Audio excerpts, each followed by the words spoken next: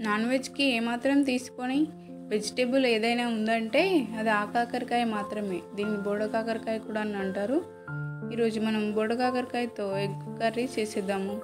ముందుగా ఆయిల్ వేసి జీలకర్ర, పచ్చిమిర్చి, ఆనియన్ తొందరగా ఫ్రై అవ్వడానికి కొంచెం సాల్ట్ కూడా వేసి అందులో పసుపు, అల్లం వెల్లుల్లి పేస్ట్ వేసి కొంచెం ఫ్రై అయ్యాక చిన్నగా కట్ చేసుకున్న ఆకాకరకాయ ముక్కల్ని కూడా వేసేసి ఒకసారి కలిపి మూత పెట్టి కొంచెం ఫ్రై అంతసేపు ఫ్రై చేసుకోవాలి.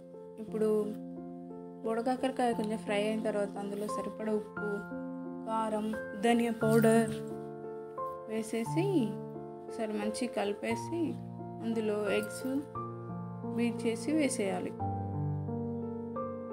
చాలా టేస్టీగా ఉంటుంది కర్రీ, డెఫినెట్గా ట్రై చేయండి.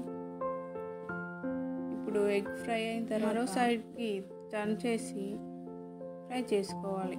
అందులో కొత్తిమీర వేసి గార్నిష్ చేసుకుంటే మన కర్రీ రెడీ అయిపోతుంది.